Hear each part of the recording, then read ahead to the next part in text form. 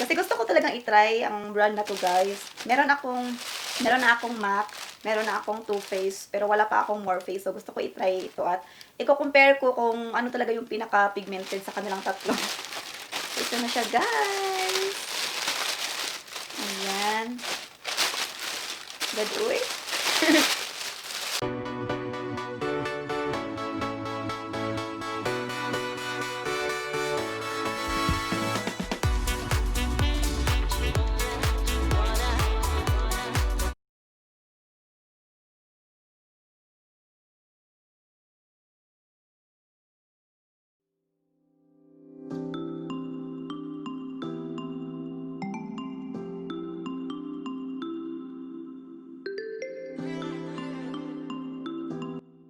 Hi guys! Welcome back to my channel. So today's vlog is I'm going to unbox an eyeshadow palette from Morphe. So first time kong mag-try sa brand na to, guys. I've heard lots of good feedbacks about this brand but hindi pa ako maka-afford before. So ngayon ko lang na-afford. So na-open ko na yung box, guys, kasi I was very excited but hindi ko pa na-open yung eyeshadow talaga. Hindi ko pa siya nakita kasi gusto ko na sabay tayo na mag-open, guys. So ito siya, guys. Na-open ko na yung box. So, ito na lang sa loob yung i-open natin. So, again, I ordered this one from Mika website. So, same sa Too Faced eyeshadow ko at Too Faced na pressed powder. Sa Mika website ko din siya in-order.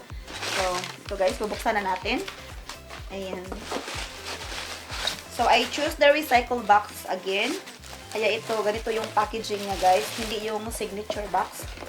Ito yung ticket ko. Ayan, dami ko ng eyeshadow. Kasi gusto ko talagang i-try ang brand na to, guys. Meron na akong MAC, meron na akong Too Faced, pero wala pa akong Morphe. So, gusto ko i-try ito at i-compare ko kung ano talaga yung pinaka-pigmented sa kanilang tatlo. Ito na siya, guys. Ayan. Good, uy. Wow! So, ito yung box niya, guys. Ayan. Yan yung sa likod. And meron siyang 18 shades. Sabi dito, 18 shades that own up, dare to bear all with these beyond blendable neutrals that speak for themselves because being on display is just how you like it. Ayan. Okay, guys. So, open na natin. Wow. Okay. Ito na siya, guys. Hala, meron talaga siyang Morphe na pangalan. Ayan, guys. Hindi natin yung likod niya. Nakasumala talaga ako, no? Girls happiness. So, I bought this one for 29 New Zealand dollars, guys. So, mga nasa 870 pesos siya if converted. Estimated price lang siya, guys, ha.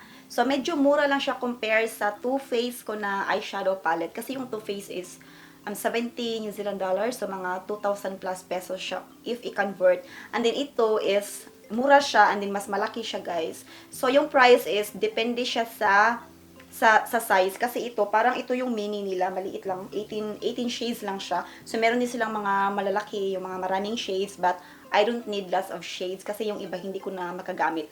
So, ito yung pinipili ko na mga shades, guys. So, bubuksan na natin. So, ito na, guys. Buksan na natin. Ayan siya, guys. Ayan siya. I love the shades.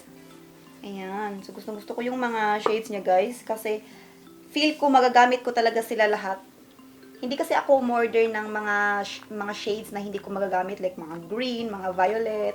Ayan, hindi ako gumagamit ng mga ganyang shades. So, mga ganito yung mga ginagamit ko. Parang mga nude-nude lang. So, yan siya, guys. Super ganda. And meron siyang malaking mirror dito, which is really good. So, no need na ako magdala ng ibang mirror, guys, kasi meron na siyang malaking mirror dito, which is really nice. So, what I'm gonna do now is, I'll try some of the shades here. I-apply ko siya sa mata ko, guys, and we'll see kung gaano siya ka-pigmented.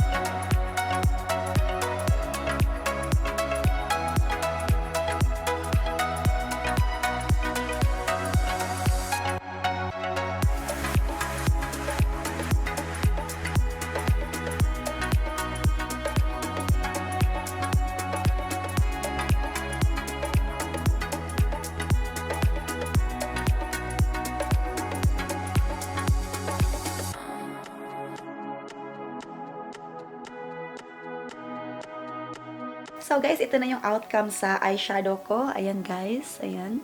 So disclaimer lang, I'm not a professional makeup artist. So sa mga basher dyan, huwag nyo kong i-bash. Ginagawa ko lang yung makakaya ko guys. So ito na siya, and so far, na-prove ko talaga na napaka-pigmented niya. You don't need to put a lot sa brush guys. Kasi isang pahid lang, klarong-klaro na agad siya guys. Ayan. Hindi siya katulad ng ibang eyeshadow na pahid ka ng pahid kasi sa isang pahid lang, hindi siya maklaro agad. Pero itong Morphe, isang pahid lang guys, as in, klaro agad siya. And then, madali siyang i-blend and then nag-smoky look agad yung outcome niya, yung dating niya.